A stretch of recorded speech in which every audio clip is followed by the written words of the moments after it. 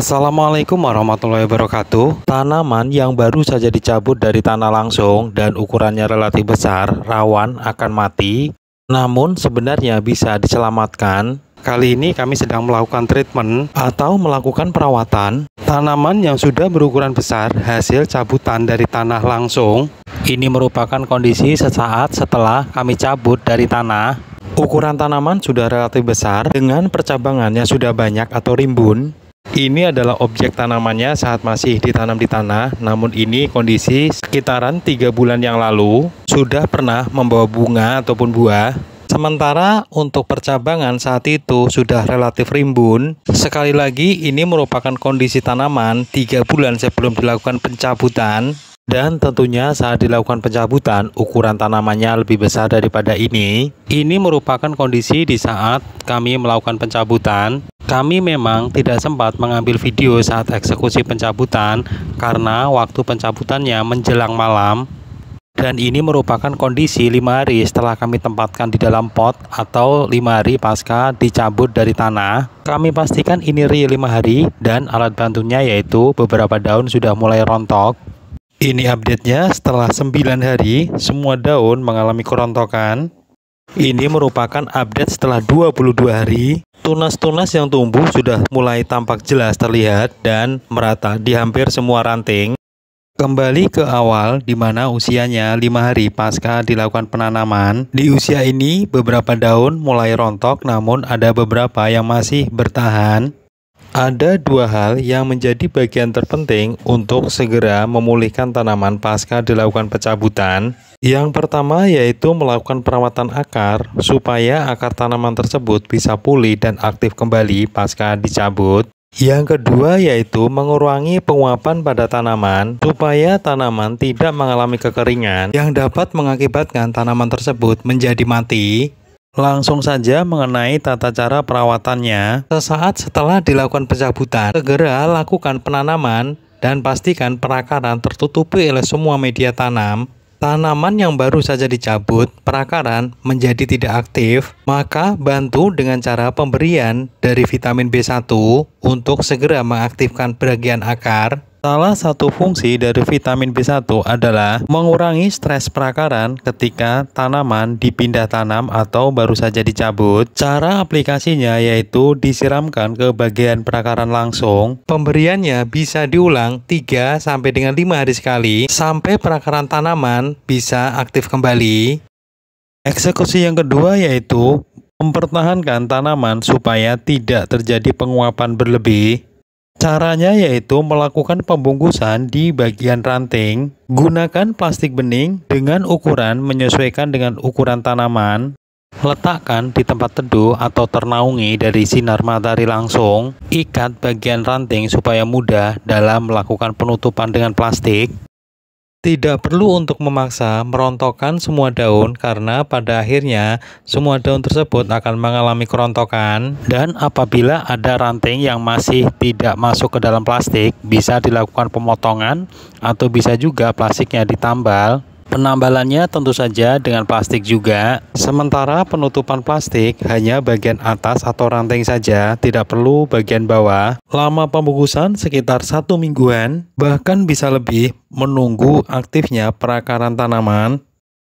Ini update 2 hari kemudian atau 7 hari pasca dilakukan penanaman.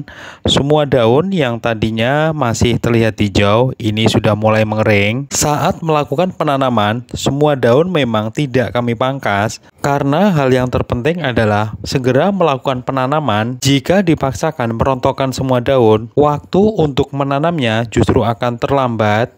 Kami coba perjelas ini beberapa contoh daun dan ranting yang mengalami kering namun kondisinya masih belum rontok. Di usia 7 hari inilah kita mulai melakukan pemangkasan daun-daun yang sudah mengering atau ranting yang juga ikut mengering. Daun dan ranting kering wajib dipangkas. Tujuan utamanya adalah supaya tanaman mati tersebut tidak terserang oleh jamur yang dikhawatirkan menyerang atau menyebar ke ranting lainnya. Ini tampak beberapa daun dan juga ranting juga mengalami kering dan saat ini kami akan lakukan pemangkasan. Setelah daun dan ranting kering dipangkas, tutup kembali penutup plastiknya dan perakaran disiram kembali dengan vitamin B1. Ini update setelah 9 hari pasca penanaman.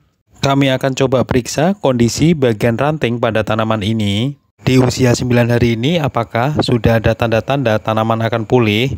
Ini calon tunas yang kami temukan pada ranting ini menjadi pertanda awal bahwa tanaman ini pelan-pelan akan kembali pulih.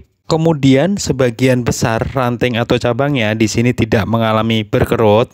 Kondisi ranting juga masih tampak segar dan batang tidak mengalami keriput.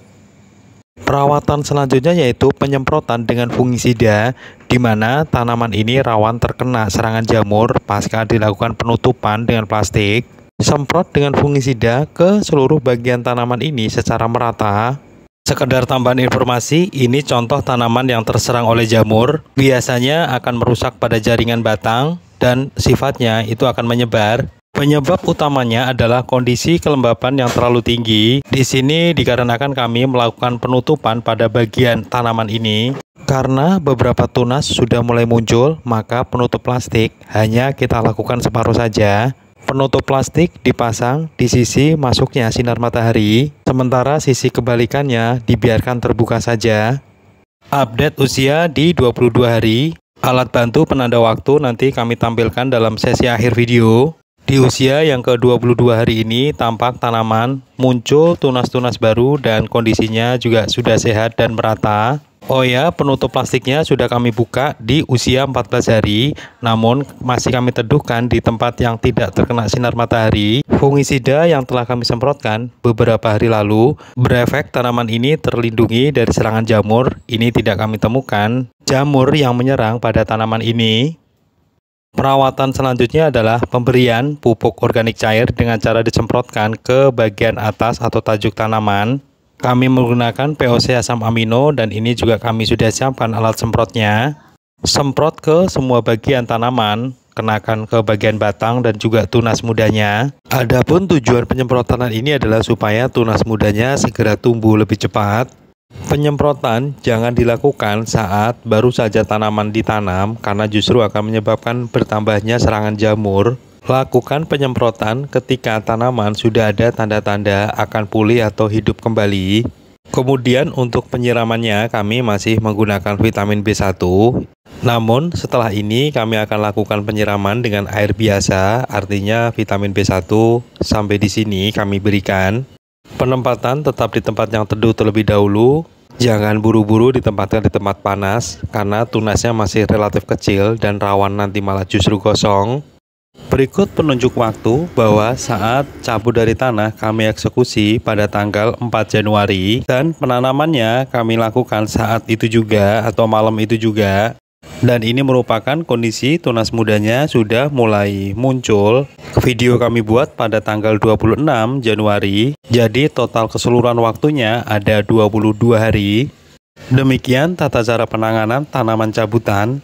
Semoga video ini bermanfaat dari kami. Wassalamualaikum warahmatullahi wabarakatuh.